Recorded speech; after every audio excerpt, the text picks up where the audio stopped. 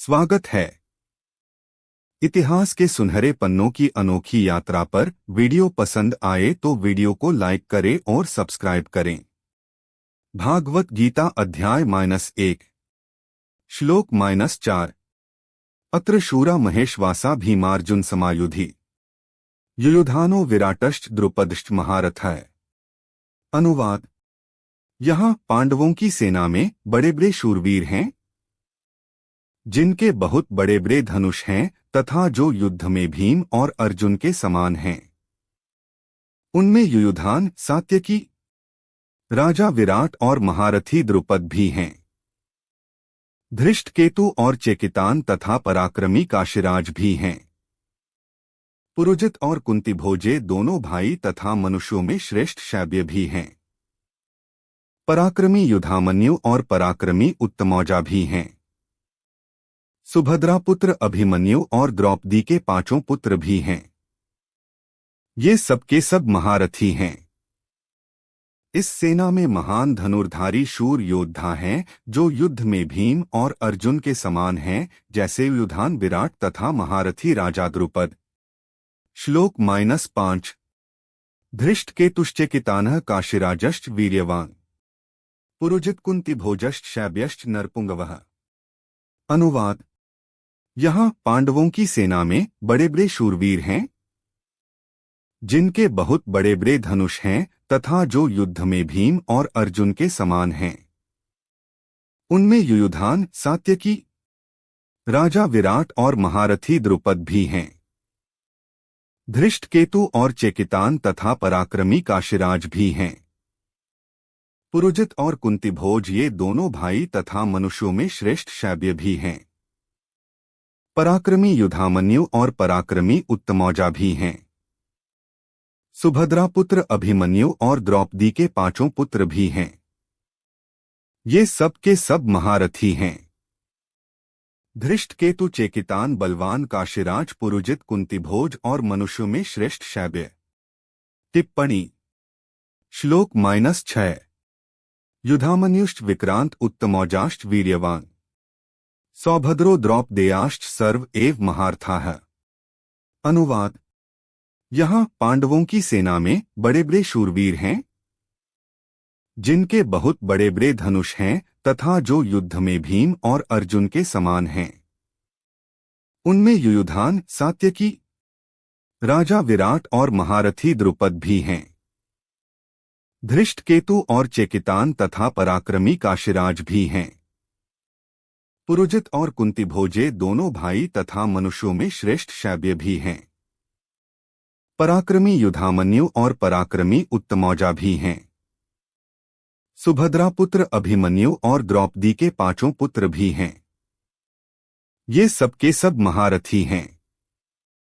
पराक्रमी युधामन्यु बलवान, उत्तमौजा सुभद्रा पुत्र अभिमन्यु और द्रौपदी के पुत्र ये सब महारथी हैं। टिप्पणी। व्याख्या। अत्र शूरा महेशवासा भीमार्जुन समा युधि, जिनसे बाण चलाए जाते हैं, फेंके जाते हैं, उनका नाम ईश्वास अर्थात धनुष है। ऐसे बड़े बड़े ईश्वास धनुष जिनसे पास हैं वे सभी महेशवास हैं। तात्पर्य है कि बड़े धनुषों पर बाण चढ़ाने एवं प्रत्यंचा खींचने में बहुत बल लगता है। जोर से खींचकर छोड़ा गया बाण विशेष मार करता है। ऐसे बड़े बड़े धनुष पास में होने के कारण ये सभी बहुत बलवान और शूरवीर हैं। ये मामूली योद्धा नहीं हैं। युद्ध में ये भीम और अर्जुन के समान हैं, अर्थात बल में ये भीम के समान और अस्त्र शस्त्र की कला में ये अर्जुन के समान हैं। युयुधान सात्यकी ने अर्जुन से अस्त्र शस्त्र की विद्या सीखी थी। इसलिए भगवान श्री कृष्ण के द्वारा दुर्योधन को नारायणी सेना देने पर भी वह कृतज्ञ होकर अर्जुन के पक्ष में ही रहा, दुर्योधन के पक्ष में नहीं गया। द्रोणाचार्य के मन में अर्जुन के प्रति द्वेष भाव पैदा करने के लिए दुर्योधन महारथियों में सबसे पहले अर्जुन के शिष्य युयुधान का नाम लेता है।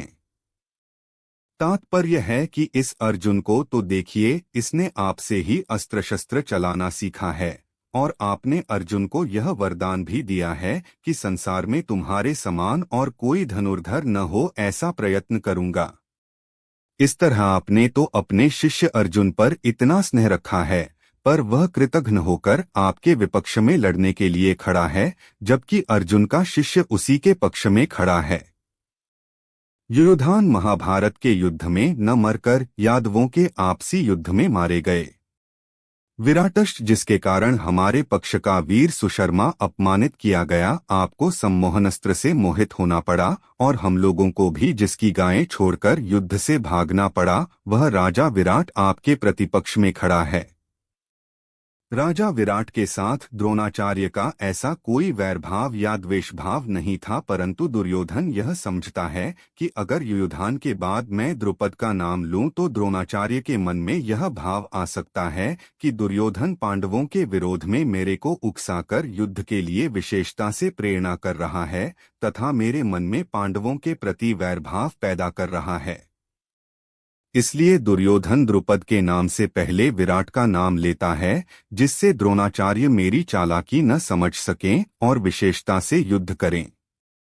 राजा विराट उत्तर, श्वेत और शंख नामक तीनों पुत्रों सहित महाभारत युद्ध में मारे गए। द्रुपदश्च महारथा, आपने तो द्रुपद को पहले की मित्रता याद दिलाई, पर उसने सभा में यह कहकर आपका अपमान किया कि मैं राजा हूँ और तुम भिक्षुक हो, आथ मेरी तुम्हारी मित्रता कैसी, तथा वैरभाव के कारण आपको मारने के लिए पुत्र भी पैदा किया। वही महारथी द्रुपद आपसे लड़ने के लिए विपक्ष में खड़ा है। राजा द्रुपद युद्ध में द्रोणाचार्य के हाथ से मारे गए। धृष्टकेतु, यह धृष्टकेतु कितना मूर्ख है कि जिसके पिता शिशुपाल को कृष्ण ने भरी सभा में चक्र से मार डाला था, उसी कृष्ण के पक्ष में यह लड़ने के लिए खड़ा है। धृष्टकेतु द्रोणाचार्य के हाथ से मारे गए। चेकितान, सब यादव सेना तो हमारी ओर से लड़ने के लिए तैयार है और यह यादव चेकितान पांडवों की सेना में खड़ा है। चेकितान दुर्योधन के हाथ से मारे गए। काशीराजश्च वीर्यवान, यह काशीराज बड़ा ही शूरवीर और महारथी है। यह भी पांडवों की सेना में खड़ा है। इसलिए आप सावधानी से युद्ध करना, क्योंकि यह बड़ा पराक्रमी है। काशीराज महाभारत युद्ध में मारे गए। पुरुजित कुंतीभोजश्च, यद्यपि पुरुजित और कुंतीभोजे दोनों कुंती के भाई होने से हमारे और पांडवों के मामा हैं, तथापि इनके मन में पक्षपात होने के कारण ये हमारे विपक्ष में युद्ध करने के लिए खड़े हैं। पुरुजित और कुंतीभोज दोनों ही युद्ध में द्रोणाचार्य के हाथ से मारे गए। शैब्यश्च नरपुंगवः, यह शैब्य युधिष्ठिर का श्वशुर है। यह मनुष्यों में श्रेष्ठ और बहुत बलवान है। परिवार के नाते यह भी हमारा संबंधी है, परंतु यह पांडवों के ही पक्ष में खड़ा है। युधामन्युश्च विक्रांत उत्तमौजाश्च, वीर्यवान पांचाल देश के बड़े बलवान और वीर योद्धा युधामन्यु तथा उत्तमौजा मेरे वैरी अर्जुन के रथ के पहियों की रक्षा में नियुक्त किए गए हैं। आप इनकी ओर भी नजर रखना। रात में सोते हुए इन दोनों को अश्वत्थामा ने मार डाला। सौभद्र, यह कृष्ण की बहन सुभद्रा का पुत्र अभिमन्यु है। यह बहुत शूरवीर है। इसने गर्भ में ही चक्रव्यूह भेदन की विद्या सीखी है। आथ चक्रव्यूहर्चना के समय आप इसका ख्याल रखें। युद्ध में दुःशासन पुत्र के द्वारा अन्यायपूर्वक सिर पर गदा का प्रहार करने से अभिमन्यु मारे गए। द्रौपदेयाश्च, युधिष्ठिर, भीम, अर्जुन, नकुल और सहदेव, इन पांचों के द्वारा द्रौपदी के गर्भ से क्रमशः प्रतिविंध्य, सुतसोम, श्रुतकर्मा, शतानीक और श्रुतसेन पैदा हुए हैं। इन पांचों को आप देख लीजिए। द्रौपदी ने भरी सभा में मेरी हंसी उड़ाकर मेरे हृदय को जलाया है, उसी के इन पांचों पुत्रों को युद्ध में मारकर आप उसका बदला चुकाएं। रात में सोते हुए इन पांचों को अश्वत्थामा ने मार डाला। सर्व एव महारथा है, ये सबके सब महारथी हैं, जो शास्त्र और शस्त्र विद्या दोनों में प्रवीण हैं और युद्ध में अकेले ही एक साथ 10,000 धनुर्धारी योद्धाओं का संचालन कर सकता है, उस वीर पुरुष को महारथी कहते हैं। ऐसे बहुत से महारथी पांडव सेना में खड़े हैं। संबंध द्रोणाचार्य के मन में पांडवों के प्रति द्वेष पैदा करने और युद्ध के लिए जोश दिलाने के लिए दुर्योधन ने पांडव सेना की विशेषता बताई। दुर्योधन के मन में विचार आया कि द्रोणाचार्य पांडवों के पक्षपाती हैं ही, अथ वे पांडव सेना की महत्ता सुनकर मेरे को यह कह सकते हैं कि जब पांडवों की सेना में इतनी विशेषता है तो उनके साथ तू संधि क्यों नहीं कर लेता। ऐसा विचार आते ही दुर्योधन आगे के 3 श्लोकों में अपनी सेना की विशेषता बताता है। श्लोक -7 अस्माकं तु विशिष्टा ये तान् निबोध द्विजोत्तम नायका मम सैन्यस्य संज्ञार्थं तान् ब्रवीमि ते। अनुवाद। हे द्विजोत्तम, हमारे पक्ष में भी जो मुख्य हैं उन पर भी आप ध्यान दीजिए। आपको याद दिलाने के लिए मेरी सेना के जो नायक हैं उनको मैं कहता हूं। हे द्विजोत्तम, हमारे पक्ष में भी जो विशिष्ट योद्धागण हैं उनको आप जान लीजिए। आपकी जानकारी के लिए अपनी सेना के नायकों के नाम मैं आपको बताता हूं। टिप्पणी। व्याख्या। अस्माकं तु विशिष्टा ये तान् निबोध द्विजोत्तम। दुर्योधन द्रोणाचार्य से कहता है कि हे द्विजश्रेष्ठ, जैसे पांडवों की सेना में श्रेष्ठ महारथी हैं ऐसे ही हमारी सेना में भी उनसे कम विशेषता वाले महारथी नहीं हैं, प्रत्युत उनकी सेना के महारथियों की अपेक्षा ज्यादा ही विशेषता रखने वाले हैं। उनको भी आप समझ लीजिए। तीसरे श्लोक में पश्य और यहाँ निबोध क्रिया देने का तात्पर्य है कि पांडवों की सेना तो सामने खड़ी है, इसलिए उसको देखने के लिए दुर्योधन पश्य देखिए क्रिया का प्रयोग करता है, परंतु अपनी सेना सामने नहीं है, अर्थात अपनी सेना की तरफ द्रोणाचार्य की पीठ है, इसलिए उसको देखने की बात न कहकर उस पर ध्यान देने के लिए दुर्योधन निबोध ध्यान दीजिए क्रिया का प्रयोग करता है। नायका मम सैन्यस्य संज्ञार्थं तान् ब्रवीमि ते। मेरी सेना में भी जो विशिष्ट सेनापति हैं, सेनानायक हैं, महारथी हैं, मैं उनके नाम केवल आपको याद दिलाने के लिए, आपकी दृष्टि उधर खींचने के लिए ही कह रहा हूं। संज्ञार्थम पद का तात्पर्य है कि हमारे बहुत से सेनानायक हैं, उनके नाम मैं कहाँ तक कहूँ, इसलिए मैं उनका केवल संकेत मात्र करता हूँ, क्योंकि आप तो सबको जानते ही हैं। इस श्लोक में दुर्योधन का ऐसा भाव प्रतीत होता है कि हमारा पक्ष किसी भी तरह कमजोर नहीं है, परंतु राजनीति के अनुसार शत्रु पक्ष चाहे कितना ही कमजोर हो और अपना पक्ष चाहे कितना ही सबल हो, ऐसी अवस्था में भी शत्रु पक्ष को कमजोर नहीं समझना चाहिए और अपने में उपेक्षा, उदासीनता आदि की भावना किंचन मात्र भी नहीं आने देनी चाहिए।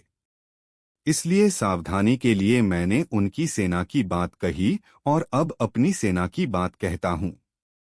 दूसरा भाव यह है कि पांडवों की सेना को देखकर दुर्योधन पर बड़ा प्रभाव पड़ा और उसके मन में कुछ भय भी हुआ, कारण कि संख्या में कम होते हुए भी पांडव सेना के पक्ष में बहुत से धर्मात्मा पुरुष थे और स्वयं भगवान थे। जिस पक्ष में धर्म और भगवान रहते हैं उसका सब पर बड़ा प्रभाव पड़ता है। पापी से पापी, दुष्ट से दुष्ट व्यक्ति पर भी उसका प्रभाव पड़ता है। इतना ही नहीं, पशु पक्षी वृक्षलता आदि पर भी उसका प्रभाव पड़ता है, कारण कि धर्म और भगवान नित्य हैं। कितनी ही ऊंची से ऊंची भौतिक शक्तियां क्यों न हो हैं, वे सभी अनित्य ही। इसलिए दुर्योधन पर पांडव सेना का बड़ा असर पड़ा, परंतु उसके भीतर भौतिक बल का विश्वास मुख्य होने से वह द्रोणाचार्य को विश्वास दिलाने के लिए कहता है कि हमारे पक्ष में जितनी विशेषता है उतनी पांडवों की सेना में नहीं है, अतः हम उन पर सहज ही विजय कर सकते हैं। द्रोणाचार्य को द्विजोत्तम कहकर संबोधित करते हुए दुर्योधन अपनी सेना के प्रमुख वीर योद्धाओं के नाम सुनाता है। एक कायर मनुष्य अंधेरे में अनुभव होने वाले भय को दूर करने के लिए सीटी बजाता है अथवा कुछ गुनगुनाने लगता है। दुर्योधन की स्थिति भी कुछ इसी प्रकार की थी। अपराध बोध से पीड़ित अत्याचारी दुर्योधन की मनस्थिति बिखर रही थी। यद्यपि उसकी सेना सक्षम शूरवीरों से सुसज्जित थी, तथापि शत्रुपक्ष के वीरों को देखकर उसे भय लग रहा था। द्रोणाचार्य के मुख से स्वयं को प्रोत्साहित करने वाले शब्दों को वह सुनना चाहता था, परंतु जब वह आचार्य के पास पहुंचा तब वे शांत और मौन रहे। इसलिए टूटतो उत्साह को फिर से जुटाने के लिए वह अपनी सेना के प्रमुख योद्धाओं के नाम गिनाने लगता है। यह स्वाभाविक है कि अपराध बोध के भार से दबा हुआ व्यक्ति नैतिक बल के अभाव में संभाषणादि की मर्यादा को भूलकर अत्यधिक बोलने लगता है। ऐसे मानसिक तनाव के समय व्यक्ति के वास्तविक संस्कार उजागर होते हैं। यहाँ दुर्योधन अपने गुरु को द्विजोत्तम कहकर संबोधित करता है। आंतरिक ज्ञान के विकास के कारण ब्राह्मण को द्विज 2 बार जन्मा हुआ कहा जाता है। माता के गर्भ से जन्म लेने पर मनुष्य संस्कारहीन होने के कारण पशुतुल्य ही होता है। संस्कार एवं अध्ययन के द्वारा वह एक शिक्षित व सुसंस्कृत पुरुष बनता है। यह उसका दूसरा जन्म माना जाता है। यह द्विज शब्द का अर्थ है। द्रोणाचार्य ब्राह्मण कुल में जन्मे थे और स्वभावत उनमें हृदय की कोमलता आदि श्रेष्ठ गुण थे। पांडव सैन्य में उनके प्रिय शिष्य ही उपस्थित थे। यह सब जानकर चतुर किंतु निर्लज्ज दुर्योधन को अपने गुरु की निष्पक्षता पर भी संदेह होने लगा था। जब हमारे उद्देश्य पापपूर्ण और कुटिलता से भरे होते हैं तब हम अपने समीपस्थ और अधीनस्थ लोगों में भी उन्हीं अवगुणों की कल्पना करने लगते हैं। श्लोक 8 भवान भीष्मश्च कर्णश्च कृपश्च समितिञ्जयः अश्वत्थामा विकर्णश्च सौमदत्तिस्तथैव च। अनुवाद आप द्रोणाचार्य और पितामह भीष्म तथा कर्ण और संग्रामविजय कृपाचार्य तथा वैसे ही अश्वत्थामा विकर्ण और सोमदत्त का पुत्र भूरिश्रवा। एक तो स्वयं आप भीष्म कर्ण और युद्ध विजय कृपाचार्य तथा अश्वत्थामा विकर्ण और सोमदत्त का पुत्र है। टिप्पणी व्याख्या भवान भीष्मश्च आप और पितामह भीष्म दोनों ही बहुत विशेष पुरुष हैं। आप दोनों के समकक्ष संसार में तीसरा कोई भी नहीं है। अगर आप दोनों में से कोई एक भी अपनी पूरी शक्ति लगाकर युद्ध करे तो देवता यक्ष राक्षस मनुष्य आदि में ऐसा कोई भी नहीं है जो कि आपके सामने टिक सके। आप दोनों के पराक्रम की बात जगत में प्रसिद्ध ही है। पितामह भीष्म तो आबाल ब्रह्मचारी हैं और इच्छा मृत्यु हैं, अर्थात उनकी इच्छा के बिना उन्हें कोई मार ही नहीं सकता। महाभारत युद्ध में द्रोणाचार्य धृष्टद्युम्न के द्वारा मारे गए और पितामह भीष्म ने अपनी इच्छा से सूर्य के उत्तरायण होने पर अपने प्राणों का त्याग कर दिया। कर्णश्च कर्ण तो बहुत ही शूरवीर है। मुझे तो ऐसा विश्वास है कि वह अकेला ही पांडव सेना पर विजय प्राप्त कर सकता है। उसके सामने अर्जुन भी कुछ नहीं कर सकता। ऐसा वह कर्ण भी हमारे पक्ष में है। कर्ण महाभारत युद्ध में अर्जुन के द्वारा मारे गए। कृपश्च समितिञ्जयः कृपाचार्य की तो बात ही क्या है, वे तो चिरंजीवी हैं। टिप्पणी पर 08 हमारे परम हितैषी हैं और संपूर्ण पांडव सेना पर विजय प्राप्त कर सकते हैं। यद्यपि यहाँ द्रोणाचार्य और भीष्म के बाद ही दुर्योधन को कृपाचार्य का नाम लेना चाहिए था, परंतु दुर्योधन को कर्ण पर जितना विश्वास था उतना कृपाचार्य पर नहीं था। इसलिए कर्ण का नाम तो भीतर से बीच में ही निकल पड़ा। द्रोणाचार्य और भीष्म कहीं कृपाचार्य का अपमान न समझ लें, इसलिए दुर्योधन कृपाचार्य को संग्राम विजय विशेषण देकर उनको प्रसन्न करना चाहता है। अश्वत्थामा ये भी चिरंजीवी हैं और आपके ही पुत्र हैं। ये बड़े ही शूरवीर हैं। इन्होंने आपसे ही अस्त्र शस्त्र की विद्या सीखी है। अस्त्र शस्त्र की कला में ये बड़े चतुर हैं। विकर्णश्च सौमदत्तिस्तथैव च आप यह न समझें कि केवल पांडव ही धर्मात्मा हैं, हमारे पक्ष में भी मेरा भाई विकर्ण बड़ा धर्मात्मा और शूरवीर है। ऐसे ही हमारे प्रपितामह शांतनु के भाई बाहलीक के पौत्र तथा सोमदत्त के पुत्र भूरिश्रवा भी बड़े धर्मात्मा हैं। इन्होंने बड़ी बड़ी दक्षिणा वाले अनेक यज्ञ किए हैं। ये बड़े शूरवीर और महारथी हैं। युद्ध में विकर्ण भीम के द्वारा और भूरिश्रवा सात्यकी के द्वारा मारे गए। यहाँ इन शूरवीरों के नाम लेने में दुर्योधन का यह भाव मालूम देता है कि हे आचार्य, हमारी सेना में आप भीष्म, कर्ण, कृपाचार्य आदि जैसे महान पराक्रमी शूरवीर हैं, ऐसे पांडवों की सेना में देखने में नहीं आते। हमारी सेना में कृपाचार्य और अश्वत्थामा ये दो चिरंजीवी हैं, जबकि पांडवों की सेना में ऐसा एक भी नहीं है। हमारी सेना में धर्मात्माओं की भी कमी नहीं है, इसलिए हमारे लिए डरने की कोई बात नहीं है। श्लोक 9। अन्ये च बहवः शूरा मदर्थे त्यक्तजीविता है, नाना शस्त्र प्रहरणाय सर्वे युद्ध विशारदा है। अनुवाद। इनके अतिरिक्त बहुत से शूरवीर हैं जिन्होंने मेरे लिए अपने जीने की इच्छा का भी त्याग कर दिया है, और जो अनेक प्रकार के शस्त्रास्त्रों को चलाने वाले हैं तथा जो सबके सब युद्धकला में अत्यंत चतुर हैं। मेरे लिए प्राण त्याग करने के लिए तैयार अनेक प्रकार के शस्त्रास्त्रों से सुसज्जित तथा युद्ध में कुशल और भी अनेक शूरवीर हैं। टिप्पणी। व्याख्या। अन्ये च बहवः शूरा मदर्थे त्यक्तजीविताः। मैंने अभी तक अपनी सेना के जितने शूरवीरों के नाम लिए हैं, उनके अतिरिक्त भी हमारी सेना में बाहलीक, शल्य, भगदत्त, जयद्रथ आदि बहुत से शूरवीर महारथी हैं, जो मेरी भलाई के लिए, मेरी ओर से लड़ने के लिए अपने जीने की इच्छा का त्याग करके यहाँ आए हैं। वे मेरी विजय के लिए मर भले ही जाए, पर युद्ध से हटेंगे नहीं।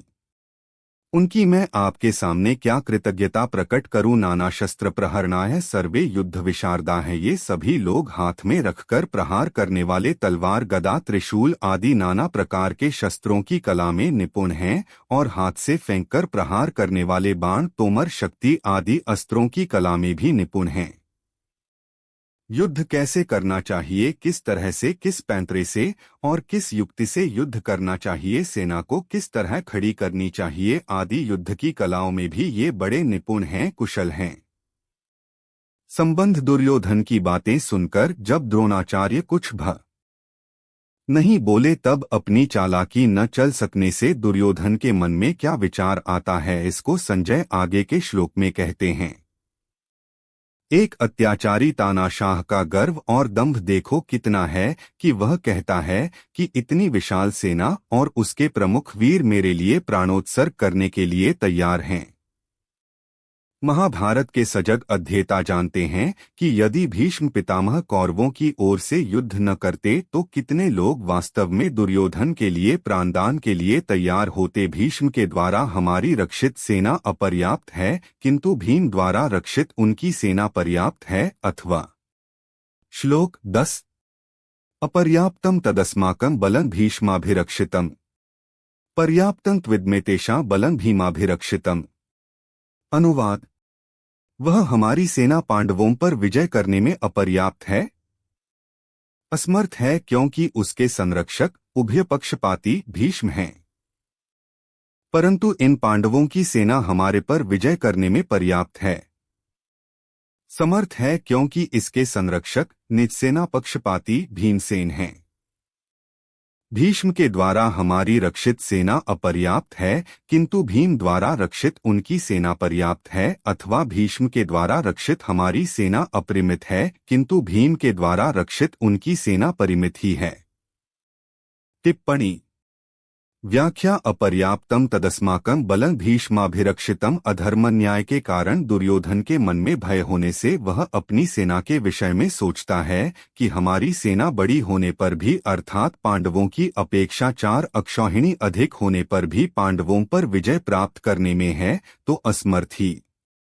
कारण कि हमारी सेना में मतभेद है, उसमें इतनी एकता, संगठन, निर्भयता, निःसंकोचता नहीं है जितनी कि पांडवों की सेना में है। हमारी सेना के मुख्य संरक्षक पितामह भीष्म उभय पक्षपाती हैं, अर्थात उनके भीतर कौरव और पांडव दोनों सेनाओं का पक्ष है। वे कृष्ण के बड़े भक्त हैं। उनके हृदय में युधिष्ठिर का बड़ा आदर है। अर्जुन पर भी उनका बड़ा स्नेह है। इसलिए वे हमारे पक्ष में रहते हुए भी भीतर से पांडवों का भला चाहते हैं। वे ही भीष्म हमारी सेना के मुख्य सेनापति हैं। ऐसी दशा में हमारी सेना पांडवों के मुकाबले में कैसे समर्थ हो सकती है? नहीं हो सकती। पर्याप्तं त्विदमेतेषां बलं भीमाभिरक्षितम्, परंतु यह जो पांडवों की सेना है यह हमारे पर विजय करने में समर्थ है। कारण कि इनकी सेना में मतभेद नहीं है, प्रत्युत सभी एकमत होकर संगठित हैं। इनकी सेना का संरक्षक बलवान भीमसेन है, जो कि बचपन से ही मेरे को हराता आया है। यह अकेला ही मेरे सहित 100 भाइयों को मारने की प्रतिज्ञा कर चुका है, अर्थात यह हमारा नाश करने पर तुला हुआ है। इसका शरीर वज्र के समान मजबूत है। इसको मैंने जहर पिलाया था तो भी यह मरा नहीं।